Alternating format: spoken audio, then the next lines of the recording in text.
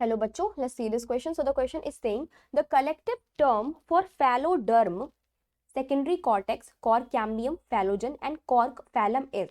तो हमको बताना है कलेक्टिव टर्म क्या होता है तीनों को मिला के, पर तीनों के बारे में थोड़ी बहुत जानकारी ले लेते हैं उससे पहले।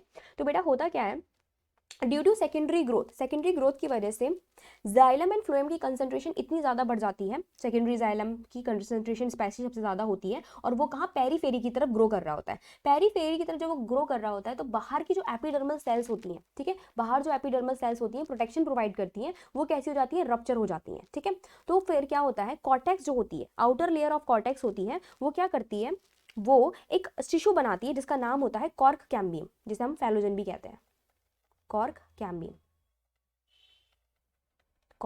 which is also known as phallogen, ठीक है। तो ये आउटसाइड बनता है, लाइक मान लो इस पूरे एरिया में वेस्कुलर बंडल प्रेजेंट है जो कि बढ़ते ही जा रहे हैं, ठीक है, बढ़ते ही जा रहे हैं। देन बाहर की कॉर्टेक्स सेल जो है वो क्या बनाएंगी, एक स्ट्रक्चर बनाएंगी।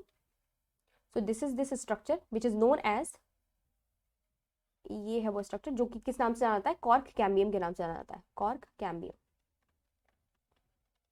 नाउ दिस कॉर्क कैम्बियम जो कि रेक्टेंगुलर होता है, सेल वॉल थिन होती है इसकी, ये फर्दर क्या करता है, डिवीजन करता है और टू टाइप ऑफ सेल्स बनाता है, ठीक है, टू टाइप ऑफ सेल्स बनाता है।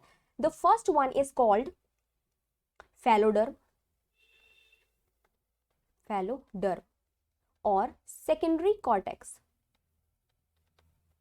कॉर्टेक्स जो बनती है इनर साइड में, inner side. So let me make this, ये यहां बनेंगी अंदर की तरफ, ठीक है, ये बनेगी phelloderm. So this is phelloderm. Now the second one is, दूसरी जो बनेगी, this is known as cork phellem, ठीक है, कॉर्क या फिर फैलम कहते हैं। ये बनती है आउटर साइड, बाहर की तरफ बनती है, तो ये बनेंगी बाहर, इस तरीके से बाहर की तरफ प्रेजेंट है, ठीक है। सो दिस इज कॉल्ड कॉर्क, ठीक है, ये क्या, कॉर्क या फिर फैलम कहलाती है, फैलम। अब तीनों को अगर मैं मिलाकर बात करूं कि तीनों क्या कहलाएंगी, सो तीनों को मिलाकर अगर बात की जाए, cork cambium, phelloderm, cork phellem, तो ये तीनों मिलकर बनाती है सेकेंडरी प्रोटेक्टिव टिश्यू,